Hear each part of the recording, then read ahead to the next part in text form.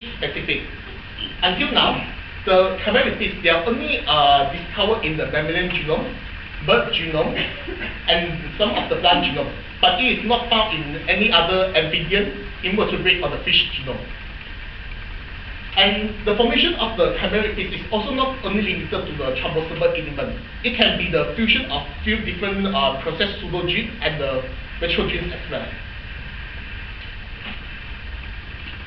Because the discovery of the chimeric repeats is just around 8 years ago only, so most of the scientists, they put their effort in finding a method to classify or identify these chimeric repeats. And most of them, they know that how are these chimeric repeats are formed or where is their origin.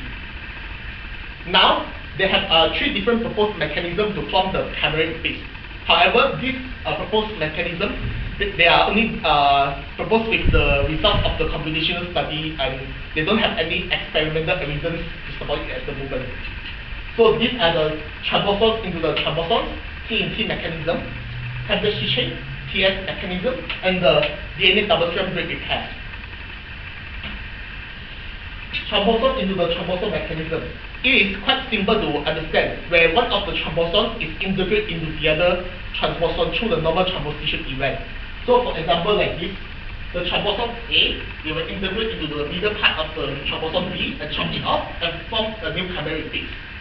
However, for this chimeric repeats formation, for this T mechanism, they are unable to explain the other complex form of the chimeric repeats, which I will discuss in the next 2 slides.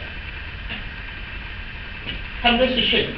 This is only this happens when there's the when the L1 RNA starts to be reverse transcribing. So at some time point, this L1 ribonucleic protein complex, they may have accidentally swapped their own original L1 RNA to the nearby mobile elements RNA template. And if this complex is still functioning and continue to reverse transcribing, we will form a new chimeric repeats DNA and integrate back to the genome, and thus substituting the normal L1 DNA. So this is one of the this is one of the mechanisms that can form the complex chimeric repeats. The third mechanism is much more interesting because this happens when there is a double-strand break event occur in between 2 thrombosomal elements. When this is happening, the nucleus will try to initiate an emergency DNA double-strand break repair in order to control the genome instability. So, the chimeric repeats will be formed accidentally through the non-homologous end joining repair or through the non-allelic homologous recombination repair event. So, this kind of the chimeric repeats formation, it will also result in the genome deletion as well. For the so just now I've already talked about the importance of the L1 elements to the human structural variations and introduced some interesting discussions about the chimeric repeats as well. But for these 2 topics, it haven't been fully explored in the other mammalian genome, especially in the horse, because we know that the horse genome assembly is just published last year. So most of my PhD research, I will trying to explore these 2 topics in the horse genome through the computational study. So these are my research objectives. My first objective is trying to identify and classify the possible chimeric repeats in the horse genome. The second objective is I'm trying to understand the possible mechanisms to form the chimeric repeats in the horse genome as well. And the third objective is that I'm trying to study the L1 elements impact to the horse genome structural variations.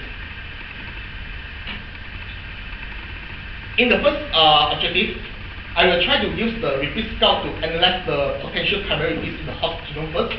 For the repeat scout software, this one they will try to find the potential chimeric repeats with the de novo analysis method. So when they have generated out the list of the possible chimeric repeats output, I will try to extract the potential chimeric repeats in order to avoid the false positive result. And then I will try to map these chimeric repeats back to the horse genome assembly with the LASI software. This LASI software, they work exactly like the BLAST program, but they have some specific advantage that the BLAST program don't have. After I got the output result from the LASI software, I will try to do some statistical analysis to see that whether this like for example, like how are these copy numbers look like for the chimeric repeats, and whether these chimeric repeats they are just located in the specific host chromosome, or are they distributed all over to the host genome? And then at the final stage, I will try to understand that whether these chimeric repeats they still have the potential to be retrothrombotic or not. So when I finish doing the classifying the chimeric repeats in the host genome, I will try to using the same methodologies to find the chimeric repeats in other mammalian genomes, such as the bovine, human, and the mouse, in order to do the comparative analysis. For my second objective, what I will do is I will use the tripartite chimeric repeats for these research purposes. As we know, the tripartite chimeric repeats they are formed by 3 different thrombosable elements. With these chimeric repeats, I will try to write a specific software on the Perl script to test that whether they are formed by some of the specific mechanisms that proposed by different scientists. For example, if the tripartite chimeric repeats they are formed by T and T mechanism, what you will see is there's one part of the chromosome A in the 5' region, and the second part is on the 3'. And in the middle part of it, you will find the chromosome B. If the tripartite chimeric repeats formed by the template switching mechanism, you'll find that there are 3 different chromosome elements, A, B, C. And then they were all arranged in the nice orientation from the 5' to the 3' due to the L1 reverse transcriptase activity. And if the tripartite chimeric repeats is formed by the DNA repair, you will find that there are also 3 different chromosomal elements, A, B, C, and they will appear in the funny orientation, which is opposite to the template switching mechanism. So after I finish analyzing this out, I will also do some statistical analysis to see like what their copy number look like, etc. Then I will also use this methodology to check the formation of the tripartite chimeric repeats in other mammalian genomes as well for comparative analysis. For my third objective to study the L1 elements structural in the host genome structural relation, first I need the 2 different sets of the data set. The first set of the data is the sequence from the trace archive in the NCBI and from the Broad Institute. These are the original host genome sequencing data. And the second set of the data is the host genome assembly. So before we start, what we need to know is like for the full-length copy of the L1, they have 2 different types as well, the polymorphic type and the non-polymorphic type. In order to find this L1 out, first we need to mask them with the repeat masker software. The green part is the repeat mask, is the L1 element. And then after that, after we finish repeat masking this, we will try to move to the next stage to find this L1 element out. So there are 2 possible scenarios that you can find this full-length active copy of the L1. The first scenario is you'll find one L1 element in the host genome assembly, but it is not in the trace archive data set, which means that the flanking region of the trace archive, they are the joint up one without any L1 element. The second scenario is you'll find it's a vice versa, where you can find the L1 element in the trace archive sequencing set, but it's not in the host genome assembly. So after I'm finished finding this L1 element, I will try to extract them out and do some extensive computational study to see whether they still have the potential to be like retrothrombotic or not, and also study that how is their copy number look like. And then later on, I will also do the comparative analysis to see that whether these L1 have different impact to the different mammalian genome structural variations. So, in conclusion, the outcome of my research is I will be able to understand that how many different types of the chimeric repeats in the host genome. The second outcome is that we are also able to understand that how are these chimeric repeats are formed in the host genome. And then we also able to understand that how are these L1 elements what are these L1 elements impact to the host genome structural variations. So I will let everyone to my left and the others over here. Thank you.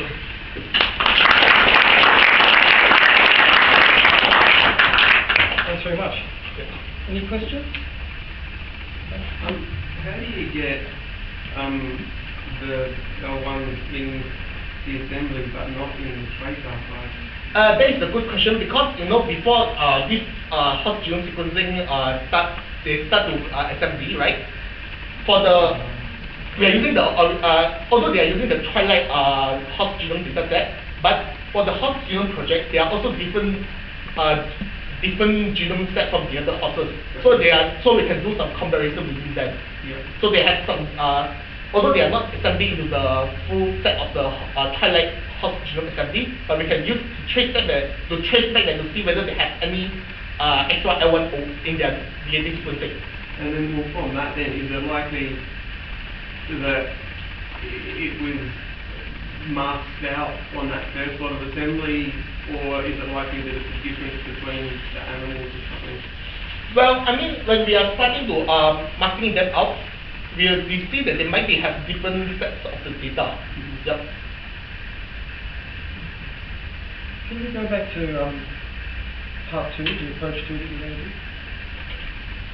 Yep. No, I'll stick to 2, yeah. Yep.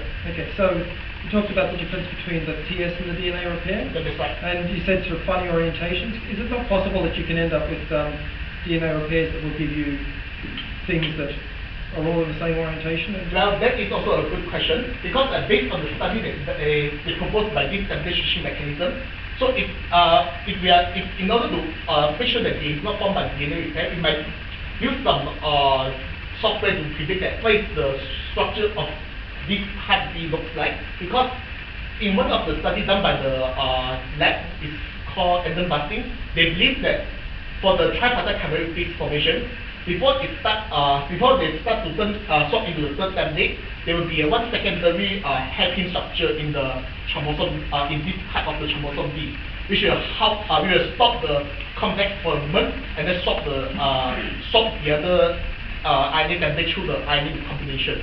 So we might use that software to predict this particular region, make sure that it is formed by the template switching mechanism.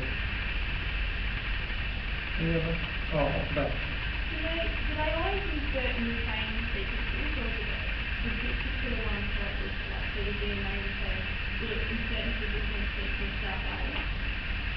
Can you repeat your question again? Sorry, I'm not really explaining. What I mean is, when these like transposons occur, Yep. for these different mechanisms, do they insert in the same sequence or different ones? Or do they have an affinity for a certain type of sequence? Well, I don't know at the moment, because I only finished the first stage of using the repeat software, Yeah. and some of them they have, it looks like they have some affinity, but I'm not sure at the moment. Okay. Yep. In humans, we know. In the human, because they don't really do this kind of analysis before. That's why they only discover maybe less than 80 types of the chimeric repeat. So, and they don't even bother to check that what kind of mechanism they are for. And most of these mechanisms, except for the template, except for these two, like for TNT, it never mentioned in any articles related to it, because they only start doing it in the bird genome, right? Hamish?